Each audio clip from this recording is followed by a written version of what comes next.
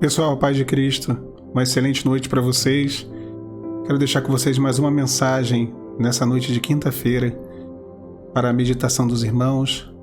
Que o Senhor possa falar ao coração dos irmãos nessa noite, trazendo um pouco de alento, de renovo, de fortalecimento.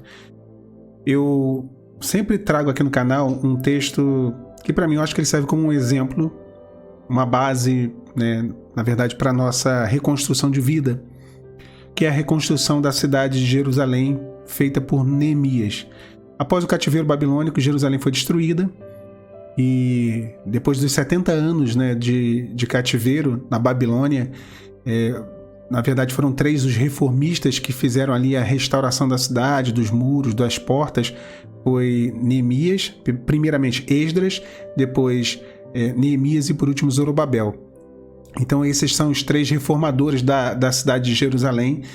Mas quando a gente fala de Neemias, a história do livro de Neemias, ela é bem interessante. Não que as outras histórias não fossem, mas Neemias ele teve muitos obstáculos e tudo ou todos, na verdade, se levantaram contra ele. Pessoas que nem tinham paz entre si, mas se levantaram porque odiavam a mesma pessoa, no caso Neemias.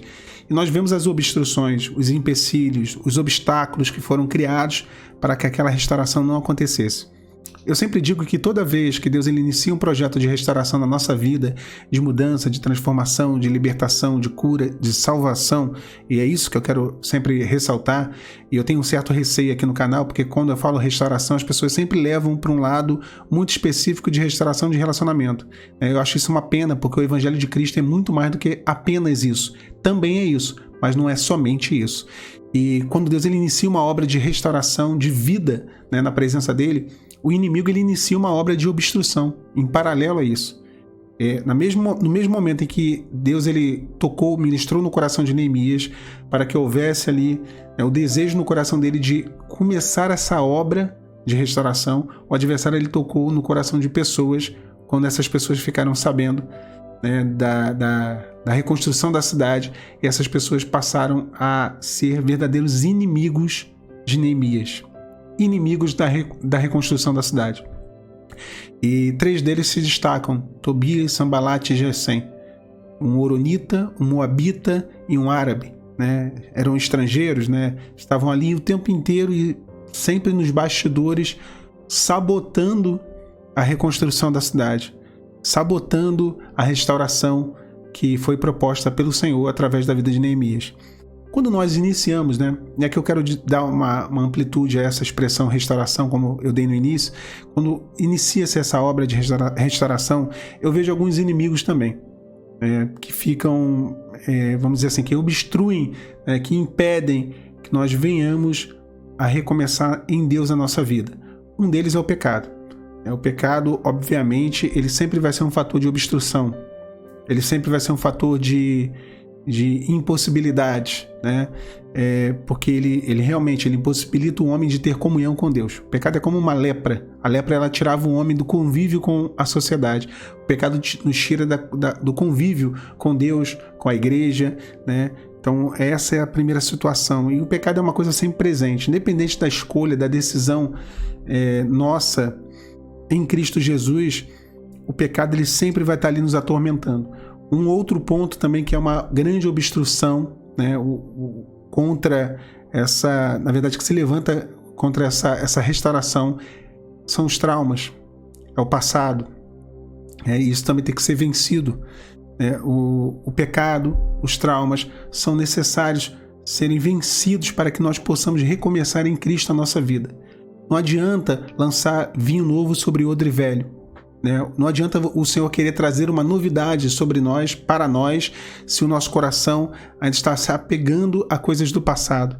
Se ainda há em nós um odre velho, se há em nós ainda o pensamento voltado para as coisas que foram feitas para conosco, ou que nos fizeram, ou até mesmo que nós fizemos de errado. Deus nunca lançará um vinho novo em um odre velho. O vinho novo ele é expansivo, ele arrebenta o odre. Então tem que ser vinho novo sobre o odre novo. Então o passado, os traumas, aquilo que aconteceu, nós temos que vencer, superá-los, para que possamos ter essa obra realmente iniciada, essa obra de restauração em nossas vidas. O rompimento com o pecado é necessário por conta da carne. A carne, ela sempre se levanta como uma obstrução. Quando eu pego esses 3 inimigos de Neemias, Sambalate, Tobias e Gesem, eu acho que eles representam bem esses, a obstrução, os obstáculos, aquilo que vem contra nós. Sambalate é um oronita, como eu falei, e o nome dele significa o Sir da Lua, ou o Deus da Lua. Era uma divindade, Sir, uma divindade oronita, a divindade da Lua. Interessante, que a Lua é o astro da noite e o mundo jaz em trevas. A noite fala das trevas, ou o mundo jaz no maligno. Então o Sambalate tipificando o próprio diabo. Então o Sambalate foi o que arquitetou tudo. Foi aquele que idealizou, que liderou. O adversário é aquele que arquiteta toda uma obra de obstrução contra nossas vidas. É ele quem lidera, vamos dizer assim. Ele é um dos inimigos da nossa fé. O outro inimigo de opositor de Neemias foi Tobias. Tobias era amonita. Os amonitas eram filhos de um relacionamento de Ló com uma das suas filhas. Ló se relacionou com as suas 2 filhas. As 2 ficaram grávidas. De uma delas veio Ben-Ami e de outra veio Moabe. De Moabe vieram os moabitas e de Ben-Ami vieram os amonitas. Ben-Ami ou Amon. Então, os moabitas e os amonitas, no caso o Tobias era um amonita, eles são frutos de um relacionamento incestuoso, um relacionamento pecaminoso, uma relação carnal. Então o Tobias, ele tipifica a carne. Se Sambalate tipifica o diabo, Tobias tipifica a carne, que é um outro inimigo na restauração das nossas vidas.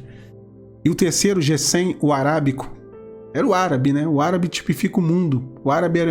Os árabes eram grandes negociantes, comerciantes, negociadores, na verdade. E o mundo, ele negocia a nossa salvação. Ele oferece os seus prazeres momentâneos, temporais, as suas amizades, os seus deleites, em troca da nossa salvação. Então nós temos aí o inimigo, a carne e o mundo. E 2 obstáculos que são nossos: o pecado e os traumas passados. Então existe toda uma obra de impossibilidades ou de obstáculos, obstrução à restauração. Mas mesmo diante desse cenário tão difícil, Neemias conseguiu, pela graça de Deus, e pela fidelidade dele também, a perseverança, a dedicação, a insistência, a fé, a comunhão que ele estava ali com o Senhor, que ele teve com o Senhor, ele conseguiu restaurar os muros, as portas e a cidade. Deus iniciou, o Senhor começou uma grande obra na sua vida. Uma grande obra que não pode parar. Um dos convites que foi feito a Neemias para que ele parasse, ele diz: olha, não vou parar, estou fazendo uma grande obra. Nós estamos fazendo uma grande obra.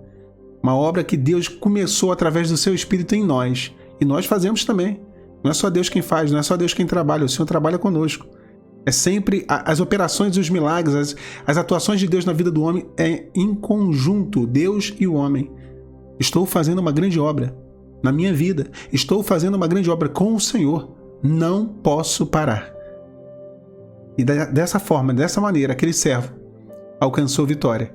E eu creio que também aquele que continuar fazendo essa grande obra, você que está ouvindo essa mensagem nessa noite de quinta-feira, alcançará a vitória e o milagre na sua vida. A paz do Senhor Jesus, irmãos.